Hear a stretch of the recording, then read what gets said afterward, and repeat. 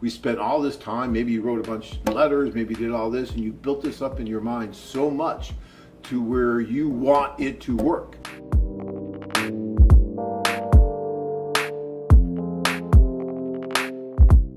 Realistic expectations. We want to talk a little bit about that, or lack of it, yeah. So we want to talk a little bit about that, guys, because look, this is the rest of your life. Yes, it's fun to fantasize and to picture yourself with just anybody on the website, and that's great, and maybe that can happen.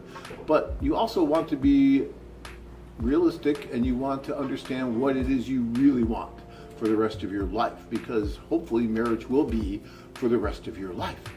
And that's important. There's an old saying, be careful what you wish for. You might get it. And sometimes guys really, they just don't think it all the way through. And we try to keep you as grounded as possible. We try, we'll talk about that. So we're going to talk about that. Yeah, guys, we've been doing this for 30 years now, right? And there's a reason why you guys are interested in this, right? There's a reason why you're going over. And that's wonderful. I think one of the main reasons is that this just gives you more opportunity than what you would have in your hometown, in your home city, or here even in the US.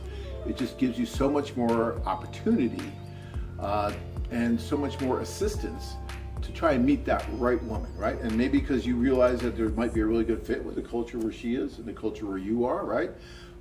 Because she's having problems too, trying to meet that right guy, and you're having issues here, trying to meet the right woman for the things that you want. And so you decide, okay, I'm going to try something like this and go over.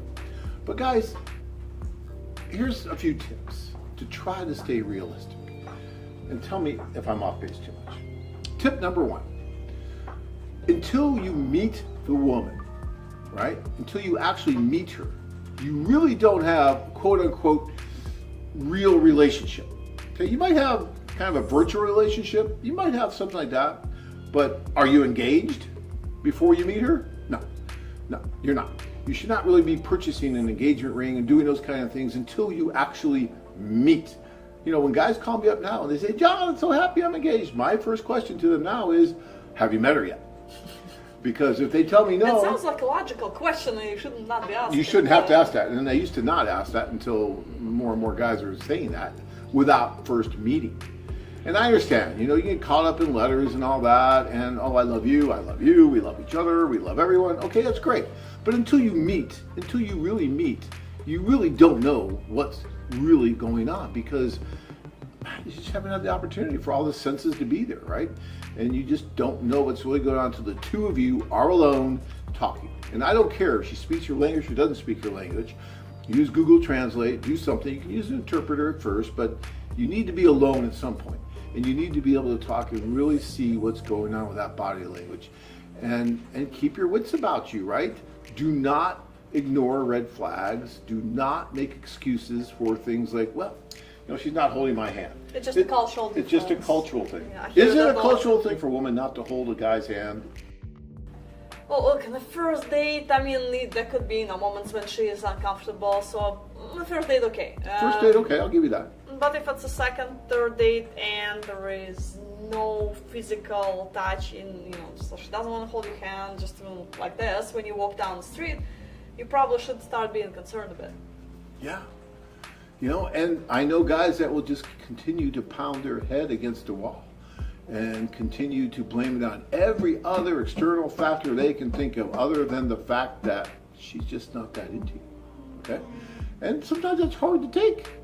I remember this tour that I was on, and I remember the guy. I remember his face like it was yesterday. This was probably 15 years ago. And the poor guy met this wonderful woman at the social, and she was just being nice, and she was going out with him, every day almost during the day, which was fun. They had fun. They were dating. It was great. Okay, it was dating. There's nothing wrong with dating. But she wasn't that serious about him. He was already planning the marriage, planning the kids, the dog, the cat, all that. The white picket fence, had it all in his mind, right? And then I learned that, she would go out with him during the day, but at night, she was actually going out with someone she really liked from the tour. And she was dating him too. Okay, hey, no harm, no foul.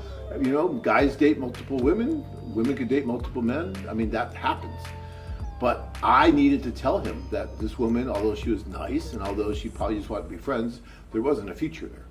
And he needed to understand that. And so I remember that conversation with him. He had a beer in his hand.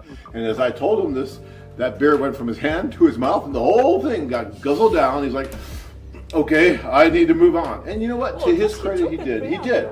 And he moved on. And he got engaged to someone. He got married. He's still married, right? But he understood that this was not for him. This was not going to work.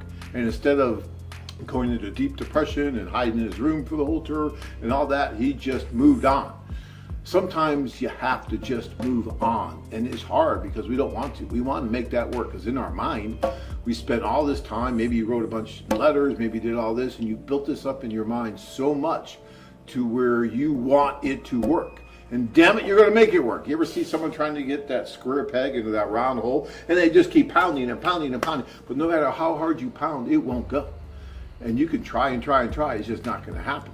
If you have to try that hard at a relationship, is that a good relationship? I mean, will that probably And imagine work? it's all in the beginning, when everything's supposed to go nice and smooth. So what's gonna happen later when they try to live together and Right.